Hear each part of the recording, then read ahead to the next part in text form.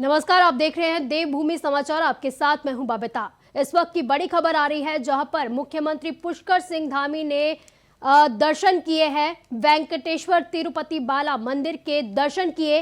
आंध्र प्रदेश में स्थित मंदिर में किए दर्शन और दर्शन के बाद दिल्ली लौटेंगे सीएम धामी।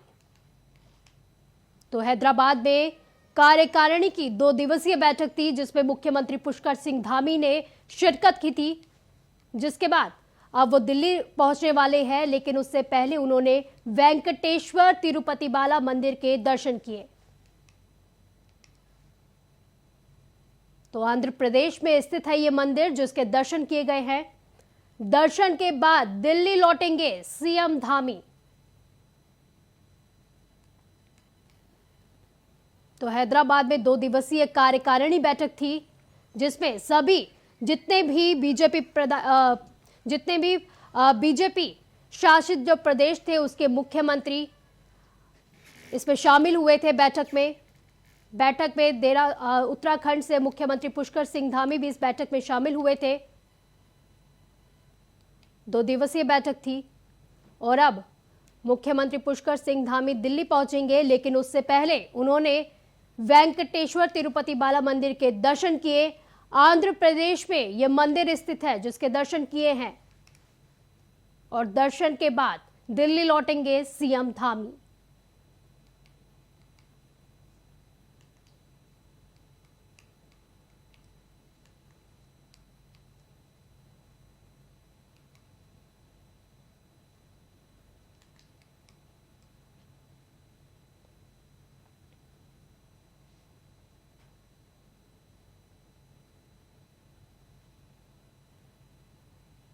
बढ़ते अगली बड़ी खबर की ओर जो देहरादून से ही आ रही है। कांग्रेस प्रदेश अध्यक्ष करण मेहरा की प्रेस कॉन्फ्रेंस है। नुपुर शर्मा विवादित बयान मामले में बड़ा आरोप लगाया है। भाजपा नुपुर शर्मा को संरक्षण दे रही है, ऐसा कहना है कांग्रेस प्रदेश अध्यक्ष का। नुपुर शर्मा विवादित बयान मामले में बड़ा आरोप लगाया है। बीजेपी नुपुर शर्मा को संरक्षण दे रही है। कन्हैया के हत्यारे भाजपा के करीबी है। भाजपा सांप्रदायिक माहौल बिगाड़ रही है। कांग्रेस प्रदेश अध्यक्ष का आरोप, भाजपा सांप्रदायिक माहौल बिगाड़ रही है। देहरादून से कांग्रेस प्रदेश अध्यक्ष करण मेहरा की प्रेस कॉन्फ्रेंस थी। उस दौरान उन्होंने बीजेपी पर बड़े आरोप लगाए हैं। नुपुर शर्मा पर विवादित बयान मामले में उन्होंने बड़ा आरोप लगाया है, जिस पर उन्होंने कहा है कि नुपुर शर्मा को संरक्षण दे रही है बीजेपी।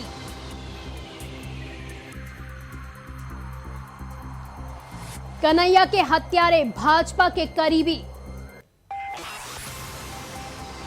तो कई बड़े आरोप लगाए हैं इस प्रेस कॉन्फ्रेंस के दौरान। कई बड़े आरोप बीजेपी पर लगाए गए हैं। सांप्रदायिक माहौल भी बिगाड़ रही है बीजेपी।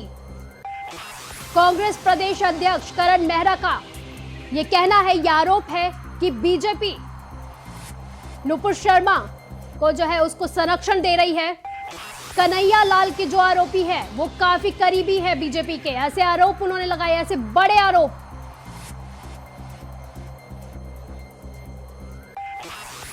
कन्हैया के हत्यारे बीजेपी के करीबी है।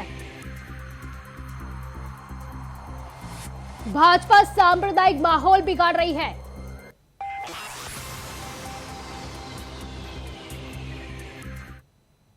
बढ़ते अगली खबर की ओर जहां आम आदमी पार्टी में युवाओं के जुड़ने का सिलसिला लगातार जारी है। आज आम आदमी पार्टी के प्रदेश कार्यालय में प्रदेश संगठन समन्वयक जोत सिंह बिष्ट की अगुवाई में रायपुर विधानसभा के सैकड़ों युवाओं ने आम आदमी पार्टी की विधिवत सदस्यता ग्रहण की। इस मौके पर जोत सिंह बिष्ट ने सभी युवाओं का पार्टी में स्वागत करते हुए पार्टी की टोपी पहनाकर सदस्यता ग्रहण करवाई। उन्होंने इस मौके पर कहा कि अरविंद केजरीवाल की नीतियों का अनुसरण करते हुए कई युवाओं ने पार्टी का दामन थामा है। ये बड़े ही हर्ष का विषय है। उन्होंने बताया कि बीते दिन गुजरात में अरविंद केजरीवाल के नेतृत्व में 66,000 लोगों ने एक साथ आम आदमी पार्टी का दामन थामा है, जो अपने आप में ही एक बहुत बड़ा कीर्तिमान है। कोई भी राजनीतिक दल हो, नौजवान उसकी सबसे बड़ी ताकत होते हैं। और आज रायपुर विधानसभा से लगभग 15 नौजवानों ने आम आदमी पार्टी की विचारधारा में, माननीय अरविंद केजरीवाल जी की विचारधारा में अपनी आस्था व्यक्त करते हुए पार्टी की विधिवत रूप से सदस्यता ग्रहण की। हम आम आदमी पार्टी परिवार में सभी साथियों का स्वागत करते हैं और साथ ही ये बताना चाहते हैं कि कल जिस तरह से माननीय अरविंद केजरीवाल जी के नेतृत्व में 66,000 से ज़्यादा लोगों ने गुजरात में आम आदमी पार्टी का सदस्य बन करके एक चौंकाने वाला आंकड़ा गुजरात के अंदर दिखाया, तो वो हमारे लिए भविष्य के लिए बेहतर संकेत है। कोई भी राजनीतिक दल हो। तो ज्यादा जानकारी के लिए हमारे साथ हमारे संवाददाता अभय जुड़ चुके हैं। अभय, क्या है जानकारी? देखो, आम आदमी पार्टी एक बार फिर से अपनी सक्रियता उत्तराखंड में बढ़ाती हुई नजर आ रही है। पार्टी ने जो लक्ष्य निर्धारित करा है कि आगामी निकाय और लोकसभा चुनाव के लिए संगठन को मजबूत किया जाए, तो उस दिशा में कह सकते हैं कि पार्टी अब एक कदम आगे बढ़कर चलने लगी है। पार्टी ने फिर से पुनः उन जो युवा कार्यकर्ता हैं उनको वापस टारगेट करना शुरू कर दिया, उनको पार्टी के साथ जोड़ना शुरू कर दिया, जिससे एक बार फिर उत्तराखंड के युवा इस पार्टी पर भरोसा कर सके।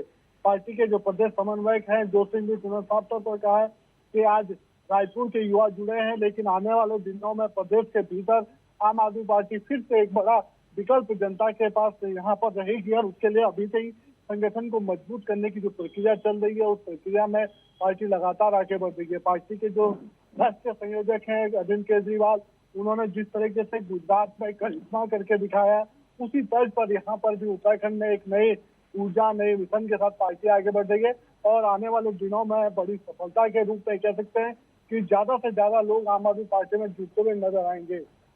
ये जरूर कहा जा सकता है कि पार्टी के लिए पिछले दिनों जो क्षतियां रही है, जिसमें बड़े जो चेहरे पार्टी के रहे, चाहे वो मुख्यमंत्री पद का उम्मीदवार रहा हो या कार्यकारी अध्यक्ष रहे हो या फिर दूसरे जो बड़े नेता थे जो प्रदेश अध्यक्ष के रूप में यहाँ पे सब रहे हैं, उन्होंने जिस प्रकार से पार्टी का दामन छोड़ा था, तो उसमें कुछ राहत अब यहाँ पर आम आदमी पार्टी को मिलती नजर आ रही है। पार्टी के जो युवा जो कार्यकर्ता हैं वो अपने साथ दूसरे युवाओं को जोड़ने का काम शुरू कर चुके हैं। आने वाले दिनों में इससे और बेहतर परिणाम देखने को मिलेंगे। जी, अब अचानक से आम आदमी पार्टी की तरफ सैकड़ों युवाओं ने जो है रुख किया है, क्या इसका कारण हो सकता है? ये कारण सीधे तौर पर यह समझा जा सकता है कि उत्तराखंड में जिस प्रकार से अब परिवर्तन को लेकर बातचीत यहाँ पर चल रही है और उसमें सबसे बड़ी बात ये कहा जा सकता है कि उत्तराखंड में इस समय पार्टी चाहती है कि एक नया विकल्प यहाँ पर बन सके। उस नए विकल्प के रूप में आप उत्तराखंड पार्टी में आम आदमी पार्टी पर बेहतर तरीके से देख सकते हैं। तो ये बड़ा चीज कही जा सकती है कि उत्तराखंड में अब लगातार युवा है, वो युवा यहाँ पर जो आम आदमी पार्टी से जुड़ते नजर आ रहे हैं। आम आदमी पार्टी की जो नीतियां हैं उन नीतियों पर भरोसा कर रहे हैं। जी, वहीं गुजरात में भी अरविंद केजरीवाल के नेतृत्व में भी 66,000 लोगों ने एक साथ जो है पार्टी का दामन थामा है। काफी लोग जो है अब आम आदमी पार्टी की तरफ रुख कर रहे हैं, इस पर क्या कहेंगे? तो बिल्कुल आम आदमी पार्टी ने जो लक्ष्य निर्धारित करा है, खासतौर पर लक्ष्य में आप कह सकते हैं कि आगामी लोकसभा का चुनाव हो या निकाय चुनाव हो, उन चुनाव में बेहतर प्रदर्शन करने का एक लक्ष्य यहाँ पर निर्धारित हुआ है और आम आदमी पार्टी चाहती है कि युवाओं को एक बार फिर यहाँ पर फोकस किया जाए। निकाय चुनाव में जो स्थानीय चुनाव कहे जा सकते हैं, वो छोटी सरकार चुनने के लिए युवा काफी महत्वपूर्ण कहे जा सकते हैं। उत्तराखंड युवा राज्य है, इसलिए युवाओं पर अब आम आदमी पार्टी फोकस कर रही है। जी, आप हमारे साथ बने रहिए। अभय, मैं दोबारा आपके पास लौटूंगी। बढ़ते अगली खबर की ओर, जहां पर देहरादून में 16 जुलाई को मनाए जाने वाले हरेला पर्व की तैयारियां शुरू हो गई है, जिसे लेकर वन मंत्री ने मंथन सभागार में बैठक की। इस अहम बैठक में वन मंत्री के साथ ही वन मंत्री सुबोध उनियाल, सचिव आर.के. सुधांशु समेत विभाग के आला अधिकारी भी मौजूद रहे। इस बैठक में सभी जनपदों के डीएफओ वीडियो कॉन्फ्रेंस के जरिए भी जुड़े रहे।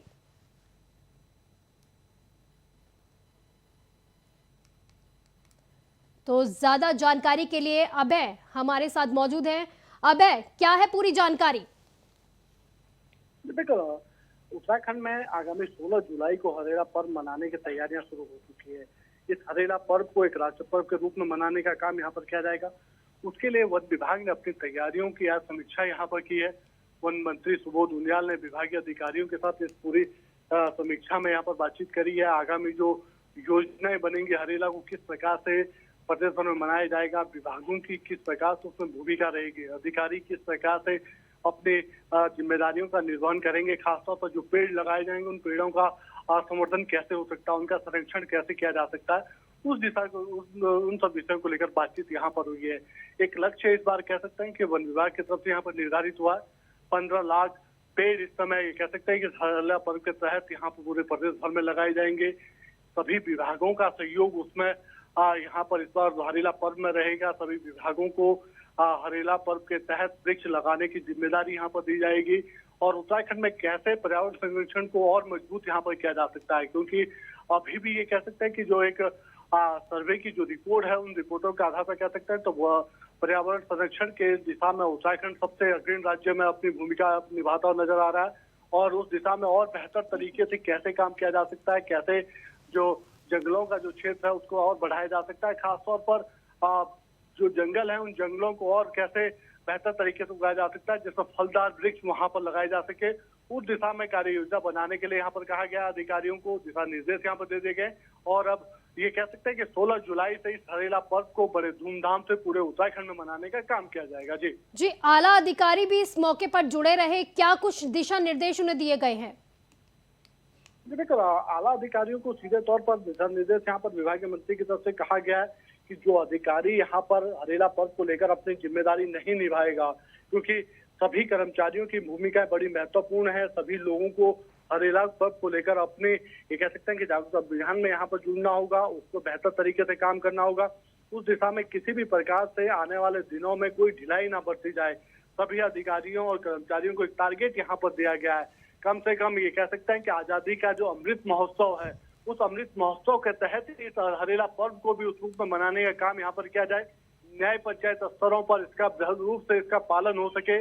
पंचायत स्तर पर सभी ग्राम सभाएं अपने आप को इस हरेला पर्व से जोड़ सके, उसके लिए अधिकारियों को दिशा निर्देश यहाँ पर दे दिए गए ताकि ज्यादा से ज्यादा यहाँ पर कन्वेंस हो सके और सभी लोग इस हरेला पर्व को मना सके। जी बहुत बहुत शुक्रिया इन तमाम जानकारी के लिए आपका। अभय, एक छोटा सा ब्रेक के बाद जल्द हाजिर होंगे। ब्रेक के बाद एक बार फिर से स्वागत है आपका। बढ़ते हैं अगली खबर की ओर।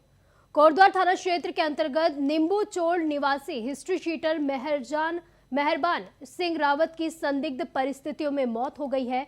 हत्या, लूट, रंगदारी के मामले में हिस्ट्री शीटर 17 साल की सजा काटकर कुछ समय पहले ही जेल से रिहा हुआ था।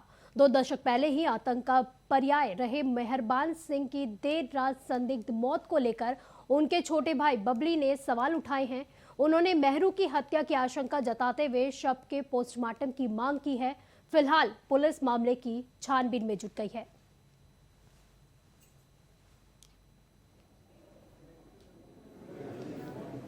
मौत तो जो है हमें शक है कि उन्हें मारा गया उन्हें, क्योंकि मौत मतलब आदमी स्वस्थ आदमी थे, ठीक ठाक थे, चलने फिरने वाले थे, घूमने फिरने वाले थे। भाई साहब के साथ हमारे डेली वो मॉर्निंग में इवनिंग में घूमते थे।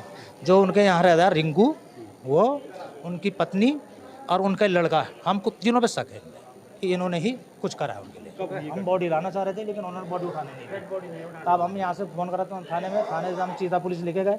तब पुलिस के सामने हमने बॉडी उठाई वहाँ से, तो उनके मुंह में पाउडर और नाक के अंदर भी पाउडर पड़ा हुआ था। जो आदमी दवाई खाएगा तो मुंह में तो डालेगा, नाक के अंदर तो डालेगा, है ना। अब पोस्टमार्टम के लिए कह रहे कि नहीं होना चाहिए, पोस्टमार्टम नहीं होगा, क्यों मना कर। वहीं उत्तराखंड में बीजेपी के प्रदेश प्रवक्ता सुरेश जोशी ने कहा कि गैरसैंण पर जो जरूरी है उसे सरकार कर रही है। फिलहाल 100 दिन के कामकाज में सरकार ने 4 धाम यात्रा को सफलतापूर्वक संचालित किया है और ये बड़ी उपलब्धि के रूप में गिना जा सकता है। भाजपा प्रदेश प्रवक्ता ने कहा कि राज्य सरकार ने जो संकल्प पत्र जारी किए हैं उस संकल्प पत्र के आधार पर वो काम कर रही है। जो जनहित से जुड़े हुए काम है उन्हें प्राथमिकताओं पर पूरा करने का काम किया जा रहा है। ऐसे में विपक्ष के पास कोई मुद्दा नहीं बचा है और वो इस तरीके से दूसरे मुद्दों पर राजनीति कर जनता को गुमराह करने की कोशिश कर रहे हैं। कुछ भी गायब नहीं है। सरकार की प्राथमिकताओं में गैरसैंण है और सरकार की प्राथमिकता में रहेगा। इसलिए देखो, विपक्ष को मुझे लगता है कि भाई कोई इश्यूलेस विपक्ष है, कोई उन पे इश्यू नहीं है। अगर हम 100 दिन की बात करें तो हम लोगों ने 100 दिन के अंदर जो भी हमारी प्राथमिकता में जो कार्य करने थे उन सभी कार्यों को किया है। अभी हमने 4 धाम की यात्रा, ये जो हमारी प्रमुखता थी इन 100 दिनों के अंदर, एक सफलता के साथ मैं कह सकता हूँ कि चार धाम यात्रा का संचालन हुआ है। अभी बारिश का मौसम प्रारंभ हो गया है, तो आपदा से रिलेटेड सभी चीज़ों के लिए सरकार ने बहुत ही मैं कहता हूँ कि सहनशीलता के साथ और साथ ही साथ जो है कि बहुत कड़ाई से अधिकारियों को निर्देश दिए हैं। कुछ भी वहीं पिथौरागढ़ जिले के भाजपा अनुसूचित मोर्चा जिलाध्यक्ष दिनेश आर्य ने शिक्षा मंत्री धन सिंह रावत से शिष्टाचार भेंट की, तो वहीं शिक्षा मंत्री से मुलाकात कर पुंगराऊ घाटी में राजकीय इंटर कॉलेज के लिए भवन, सहकारी बैंक सहित और भी समस्याओं को लेकर ज्ञापन सौंपा गया।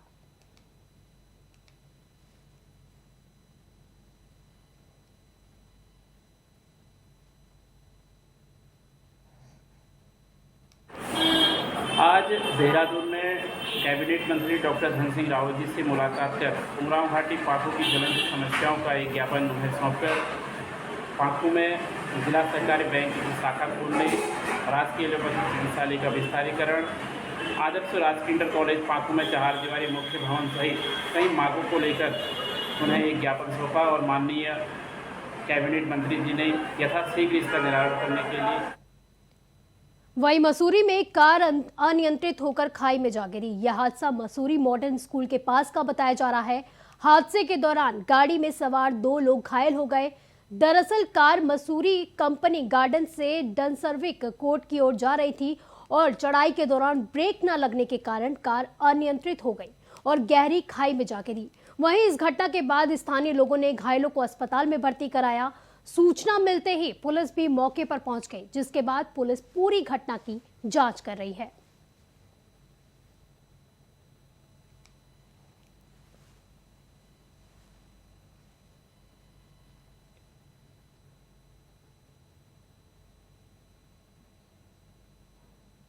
बागेश्वर को चमोली से जोड़ने वाली शंभू नदी पर बनी झील का खतरा अब कम होने लगा है।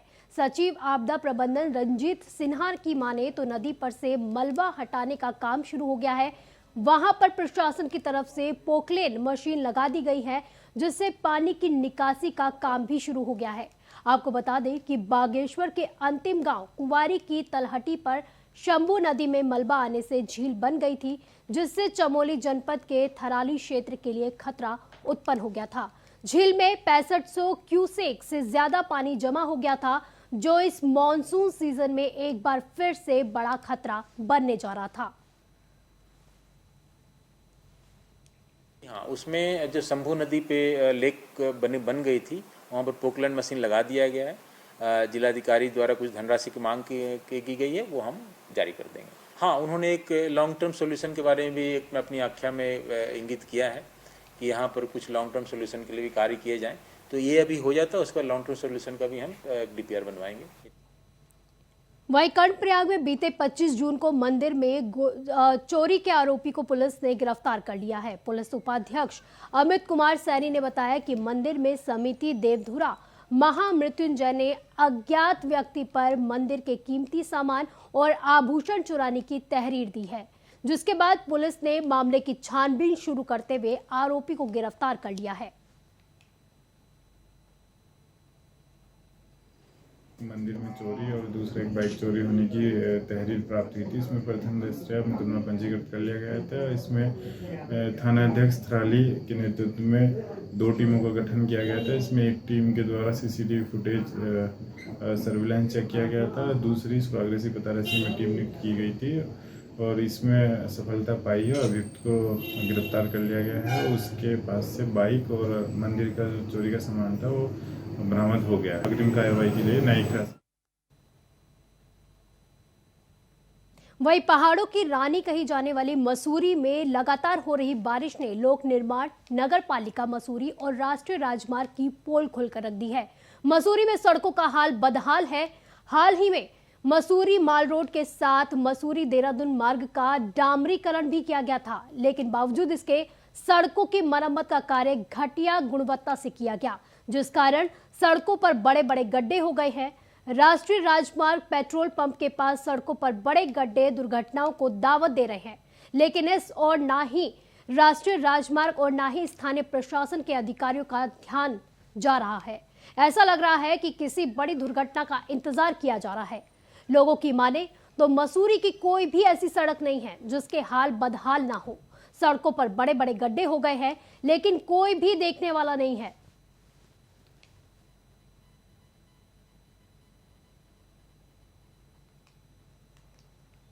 तो मसूरी में सड़कों का हाल एकदम खस्ता हाल हो चुकी है सड़कें।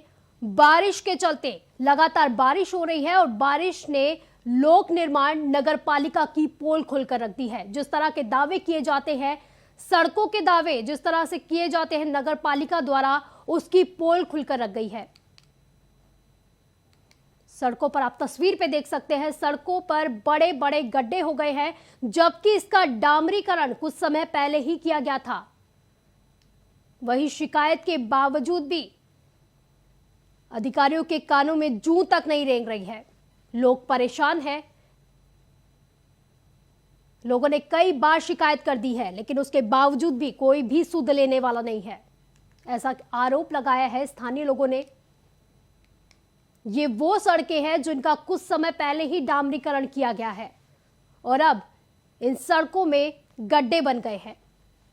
तो आप देख सकते हैं किस तरह की गुणवत्ता होगी, किस तरह से काम किया गया है, कितनी लापरवाही के साथ ये काम किया गया है। बुलेटिन में फिलहाल के लिए बस इतना ही। आप देखते रहिए इंडिया वॉइस। नमस्कार।